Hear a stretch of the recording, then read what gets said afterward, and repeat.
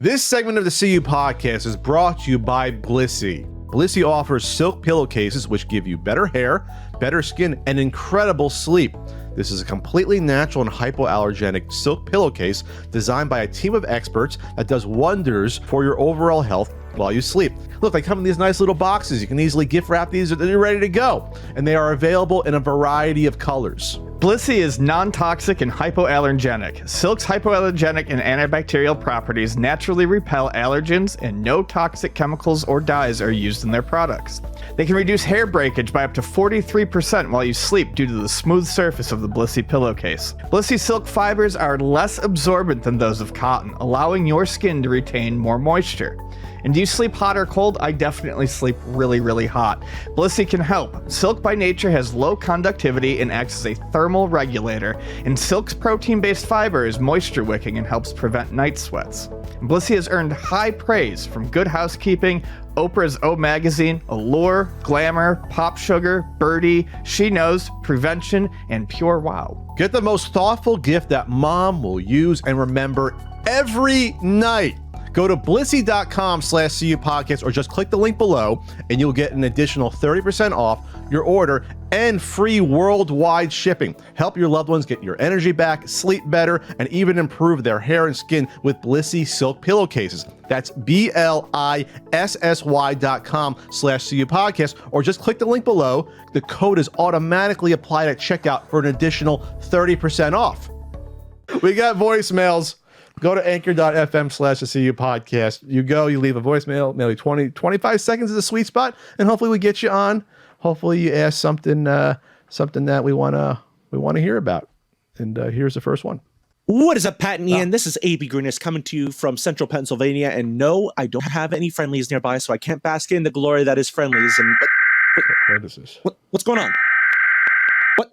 Asteroids? Wait, the world's coming to an end? Hater Smash was actually a real thing. Quick, run for your lives. I know the first thing that you want to think about right now is, damn it, the Amico is definitely not coming out now, but that's not the point. The point is, if something like this were actually going to happen, what is the one thing that out of anything that you've done, you want future civilizations to remember you from? What is it, Ian? That energy sapped my energy. What's it? I could make a mean meal.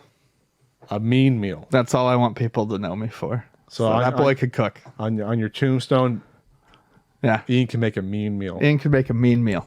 And a little picture of Ian like holding like a tray of like a meatloaf or something. Yeah. Okay. I don't think about that. Mortality is hitting us as maybe in my 40s. Ian's almost 40, right? This year. Yeah, this year. I always forget your birthday. I have it marked down. August, right? Yeah, and you're May something. Yeah, we're close enough. So yeah, I don't think about it much. Obviously, it's weird because with social media, everyone can be remembered in the future as long as servers are up, unlike for like the good old MySpace and Facebook and everything and Twitter. Think about that. Think about future hundreds from years from now. Like there will be no question about how culture was, how people lived, because we are all recording our lives every day now. It's really weird. Yeah, the future of history is going to be interesting. Yeah, it's almost going to be too much to examine. Yeah, now it's going to be how much can we argue? We're going to have more than we need. Yeah, because everyone's life is going to be recorded. Yep, basically. It's but yeah, I don't know. I want to have the books and entertainment and stuff. I don't know. I guess I don't think about it. I'll be gone. What do I care? Hi guys, it's Daryl from Buffalo again. I just got done watching your Hunter stream. I'm watching commercials on Twitch. And Pat, you stated you did not like Nick Arcade. You gave somewhat of an answer. Can you go more into detail on why you don't like Nick Arcade? I hate Nick Arcade. All right, guys. Hope to see you soon. Have a good day. Okay, maybe I was strong. I don't hate Nick Arcade. Nick Arcade was disappointing, and this is why. Oh, sorry, you go, Ian. I'm sorry. I just Nick Arcade. I liked Phil. Well, we know Phil. Phil's great. And Phil was great. My problem with Nick Arcade was that the kids who played the games, they always seemed to pick games that they wanted to play because they wanted to try them out because they were new, not games that they knew. Kids always seemed to pick games that they had no idea. Yeah, for the video challenge that they had no idea how to play. And then the actual video game stuff that they brought in, the weird like board that you moved, it just as a game show, it didn't function very well. And the Nick Arcade stuff at the end of it was always awful. Disappointing to watch. The virtual reality shit from the early 90s that they did back then, because they had at like Liberty State Park, like you shot a basketball on the screen. That stuff is miserable. The one-to-one. You stand in front. I did something exactly like you stand in front of a screen, a projected screen. It's and miserable. you have to like interact with it like this. It's miserable. That's not a video game. Right. The problem with Nick Arcade is it's 90% nothing to do with video games. Yeah. They do about 2 video challenges per episode, maybe 3, where you see a gameplay for literally like 45 seconds. The face-off games are always some like form of breakout or something like that. They're not good. But those were video games. I forget what company went on. I believe it was Psygnosis made Yeah, those. that was a famous company that did those. But that was a video game at least. Sure. But like, I wanted to see, this was not Starcade. Starcade is still like every question had to do with a video game. The questions they asked were nothing to do with video games. Oh, what is a Nick Arcade question would be a random trivia about anything, food or whatever. Then they would do like, oh, here's an image on the board, and we're gonna slowly unblur it and then buzz in when you know what it is. Oh, it's a bunch of pretzels. It had nothing to do with video games. It's a bunch of pretzels. Starcade was a video game show. It was video game adjacent. They tried to work on the popularity of video games, but for a normal quiz game show, and it just didn't work. No. I might have been a licensing thing with Nickelodeon. A lot of the one good thing about Nick Arcade, the one good thing, they had some esoteric game selections for the Genesis, and they had Super Nintendo games. You wouldn't be like, oh, that's a weird. Oh, why do they got the fucking Toki spitting ape game on one of the episodes for Genesis? Like, yeah, that's a weird game to have. They used to always have El Viento. I remember El Viento being online. That's a great game, but that's a weird Genesis game to pick. And I forget if they had Neo Geo or not. I always forget if that's my I don't recall if they ever had Neo Geo. They definitely did Turbo. They had Turbo. Yeah. Yeah, that's right. They had like Legendary Axe or Bonk. I'm pretty sure Air Zonk was on there once. Sure. So they did some weird, cool stuff, but it was not video game related outside of that. Yep. Next one here. Northern New York. Pat, Ian, this is Matt from Rochester, New York again. Now, this is where I'm going to get a little salty and abrasive. Uh-oh, Matt. Turtles 2, the arcade game for the NES. Yes, I know it's not arcade perfect by any means. Not arcade perfect. For me, that's like all I had growing up. Arcades were scarce and expensive, but with that in mind, was there any games for the NES or Super Nintendo or whatever that you felt the same way? They're not arcade perfect, but you loved them anyway. Thanks. Bye. Oh, Paperboy. Go back to Paperboy. I mean, you could also say Contra, but no, I can't think of anything that I like. Well, Contra's better than the arcade. Yeah, it's better than the arcade, yes. Yeah. But I can't think of that. But I mean, to be honest, no, I can't think of anything that I played a bunch of that I liked better on the NES that would have been an arcade game. But I didn't spend a whole lot of time in arcades as a kid. I went to them. My dad took me, but it's not like, I mean, I was up to date on all that stuff. When Nintendo games, when like true arcade ports of Nintendo games were coming out, I was kind of young to be thinking about them. And then as the Nintendo went on, you had more and more stuff developed for it, and you got less and less of those arcade ports because it couldn't handle them. I thought Cabal was a really good port at the time. Then again, I didn't play it that much. The one pizzeria had it with the trackball, greasy pizza hands on the trackball, and it's nice at the trackball, but like that was like, I'm not saying it was better, but they did such a good job that I played the hell out of Cabal, even though it's a relatively short game on that. Huh? I was just gonna say, Bump and Jump, Burn and Rubber. That's actually one game I think I do like better. The graphics aren't as nice, but I like the simpler. But that's the thing. I like the simpler, like blockier, cartoonier graphics. I think it actually fits it better. That's one of those games you always forget on the NES. Bump and Jump. Oh, Bump and Jump's on the NES. It's fun. I love rediscovering games because the library is so vast or something like that. Next one here. Hey, Pat and Ian, this is CU Podcast Memes with an on-the-ground friendlies report. Okay. I just went home to Massachusetts to visit my family where I'm originally from, and I was very upset to see that a lot of the friendlies locations from my childhood were turned into Wendy's and walk-in clinics and all kinds of stuff like that. So I finally found a friendlies that was still open, and the waitress was talking about how they no longer produce the roll-shaped ice cream cakes, like the Jubilee roll and the watermelon roll, and that the factory that makes those just decided to stop producing them. Oh, no. The next thing I did was on Google Maps, and I saw that all the New Jersey locations are still holding strong, so that's great. But for whatever reason, Friendlies in Massachusetts, where they're from, is really struggling, and I do not like that. They were an institution growing up. So, not a question, just an update for you guys. Thank you, CU Podcast Memes. That's an important Friendlies update. Yeah, whenever I go back to a convention, there's always still one around either in Connecticut or in the Jersey convention, Ian, or Pennsylvania, there's not as many, but they're hanging on. Like from what I hear, like there's corporate owned ones and there's franchisees. Like they're hanging on. They've lost like a chunk of them over the past 20 years or so. But there's always going to be friendlies. Knock on wood. I believe that. Yeah. Now, not making watermelon roll anymore. Now that's insane. Like I need that verified from corporate. I need that verified like that. Are you nuts? Yeah, that's crazy. The first time I went to Syracuse, Ian, was part of the insane 2016 fall tour I did when the book first came out. Where I did like 9 conventions in like, I don't know, 16 weeks or something, whenever it was. Yipes. And I went to Syracuse, and it was the last one of the year. I was out of my feet.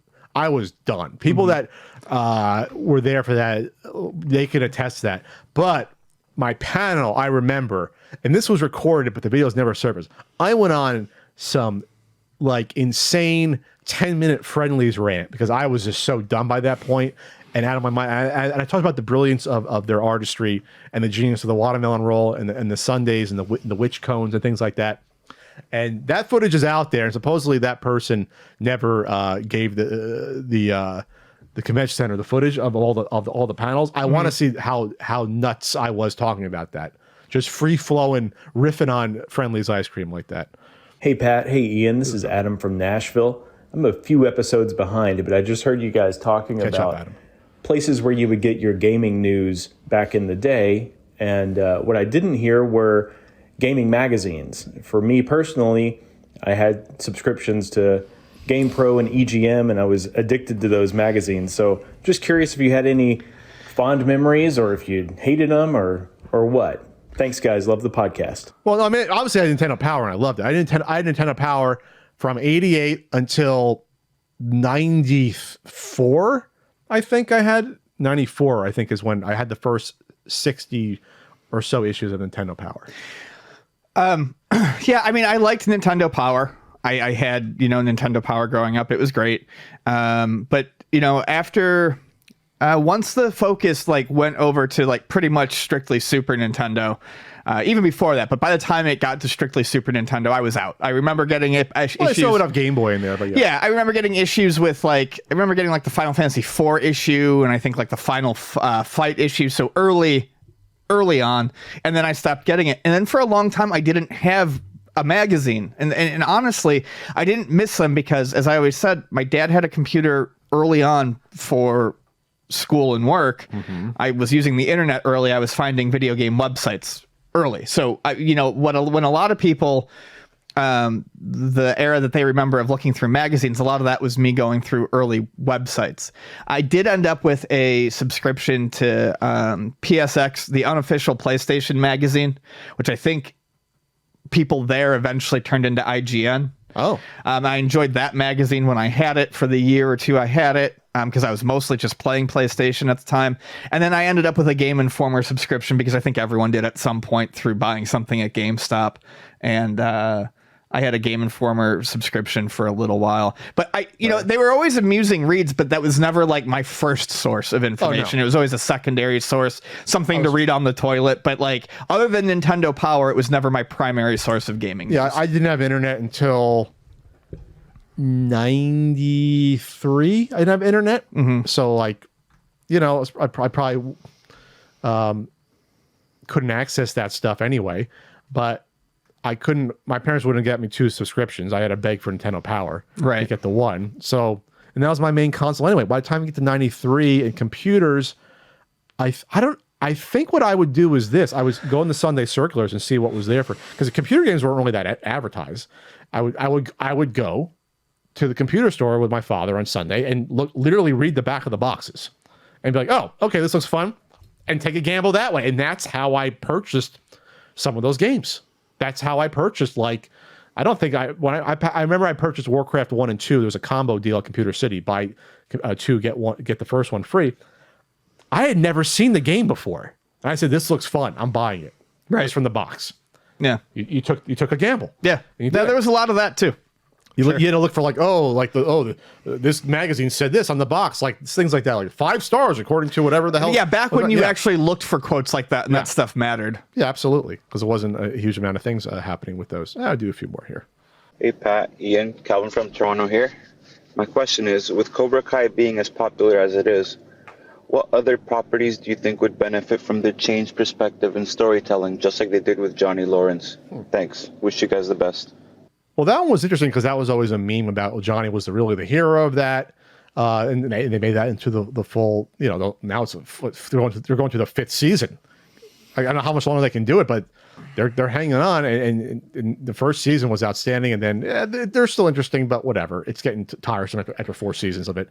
But I was tired of it after 1 or 2. I thought it was good and made a good, strong first impression, but it wasn't something I wanted to see dragged out to multiple seasons. Yes. If they had done 2 seasons of it and wrapped up the story, I would probably be saying a lot of really, really good things. I just didn't really have the desire to see it drawn out and to see allegiances change and all that. I just wanted it's a soap opera. Yeah. It's become a soap opera versus like just a straight sort of like drama. Plus Johnny's like sort of been thrown to the side now for all the kids, and I get that, but Johnny was the basis of the show. Like it was following him. Right.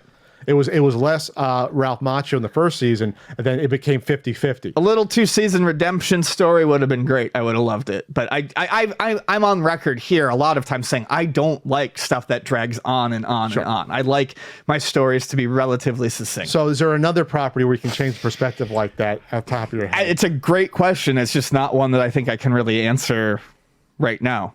But I would almost put that down and return to it if I could think of something that would be, good or useful. Sure. But no, I've enjoyed, Cobra Kai's been enjoyable. It's just I like the callback to characters. I liked the episode where they had all the original Cobra Kai together for the last time. Like that was great. Like I said, it's fine. I get why people like it. It's just not for me. It was cute. There was a kid that dressed up as Cobra Kai for Halloween a couple years ago. And I thought that was just like this kid was not. The kid's like 7 years old, dressing up like Johnny Lawrence, and I'm like, oh. Yeah, that's really weird to see that new generation liking Karate Kid because that died out. Oh, jeez. Gilbert Gottfried is dead. Oh, man. Yeah. Really? Oh, Gilbert. Just found that out 5 minutes ago. Hey, guys. It's Peter from Canada. I was just thinking what would be cool, like classic game in VR style? I mean, like Doom obviously would be sweet. I think they already have something like that, but I was thinking like Bubble Bobble, where like you're the guy throwing colors up into this cascading orb sequence thing, like what's your guys' thoughts on classic games in VR? So that's not Bubble Bobble, that's Puzzle Bobble. I was going to say like Bust a Move, and it exists in VR. It's why I own an Oculus, a Meta Quest now. All right, Oculus by Meta. It's the Facebook VR. Yeah. And it's a lot of fun. It gives. Do you look up or you look forward? I swear to God, I've talked about it because I was so impressed when you play it and you hold your hands in front of yourself. You get these 2 big dino paws, and you get a wad of bubbles up there, and then you get like a bubble shooter, and you pop the bubble in the top, and then you pull it back like a slingshot, and you fire it. You actually slingshot them all yourself? You pull it back and you fire it, and you fire it into the massive bubbles, and it actually plays really well. Does it get tiring constantly doing that? It does get a little tiring if you do it, for long enough. In addition to that, I mean, I don't know. There's a lot of things that would probably be neat. I'd love to see like Excite Bike in VR. But keep it simple. Circular tracks, but change just all the different. Basically, what I want to see is circular track. It's not circular. It's oval. Yeah, it is. So, the 64, not the NES one. Well, no, in NES they're supposed. I mean, they're supposed to mimic. Yeah, but you don't turn. Yes, you don't. You just change lane. But I would like to essentially see the Mario Kart or the Excite Bike level from Mario Kart 8 with a level creator. Okay. So basically you get a blank oval, but just like Excite Bike, you can put your own hills and stuff in there. I think that would be fun in VR. How would you do let's see, VR on that? Would you like changing lanes? Would you just like shift like that to change the lanes? Yeah, I mean, or you could just play it like a normal game with video game controls and change lanes that way. But you like that idea for you could probably be like, so I would say first person shooters make sense for VR. Yes. Because that's almost. Oh yeah, that's too easy. So is there an official Doom VR one? There is a Doom VR, not for the original Doom, but for Doom 2016, and I have no idea if it plays well or not. Oh, would you go out and get a Doom 2 one if they had that? Oh, if there was Doom 2, yeah, I would absolutely. Yeah, sure. That'd be great. All right, I do a couple more here. Hey, Pat. Hey, Ian. What's up? This is Josh again. My question is, if you guys could pick a video game mascot to be the mascot of the Amico, what would you pick? I would personally pick Conker from Conker's Bad Fur Day because, you know, he's a drunken mess, just like the Amico. Thanks, guys. Well, they had a mascot that They did, and it was laughed at. LAFFED. It was laughed at so much that they never talked about it or brought it again. It was, I think it was on the portal. There's an animation. Animation for, I think it was called Lodi. It was like a console. It was a robot that looked like the Amico. It had eyes, and it had like the torso was the console, and the arms and legs were the Amico controllers. Yeah. And it was like floating through space. Yeah. And then I think Tommy tried to copyright strike anyone that posted it on like a video or whatever, and just like, yeah, because I guess that was the big deal. It was like, oh, we're gonna have a Lodi. I think that was the name. That's an awful name, by the way, for a mascot. Yeah, it's real bad. You want to remind someone that it's called Lodi because your console takes a minute to boot up. That's probably good to remind people of that. No, it was not a minute. It was 30 seconds. Okay, Tommy. Okay, all right. You can lie about whatever you want. You can't bend time and space because you think you can. Right. You can't do that. You want to do one more? Or you want to? Yeah, let's do one more. One more before we check in, or one more? Let's just check in. Okay. Ian's done. So, Pat, you want to know how my video games live gig went, huh? Well, it was awesome, actually. I mean, I was getting a bunch of messages from people about refunds for the Amico and GameStop orders being canceled, and I said, sorry, that's Phil Adams' problem now. I got nothing to do with that. I'm too busy rocking everybody's world over here to care about your problems. But I heard Sam was there, you know, from Ass Technica. Get it? Because it's Ars Technica, but I'm saying it's ass. You know, it's a play on words. But he's on my shit list, and I think they mixed it up with my guest list. Because Sam got in, and then Mike Kennedy said that he didn't. But if I knew Sam was there, I would have walked right off that stage and slapped him right in his face. Security wouldn't stop me. You know how much respect they have for world-class musicians? They just understand. We're passionate people. We get a bit slap-happy sometimes. Rick James was like that. We're all like that. Don't make a maniac out of me. Well, you know what's funny about that? We never brought up ever in our covers. Thanks, Tommy, for checking in. Yeah, the fact that when asked about Mike Kennedy in interviews, Tommy would actually stick up and defend him a little bit. Yeah, I was like, oh, he meant well, or he had a plan, almost like foreseeing that the same shit would happen to him, but 10 times fucking worse.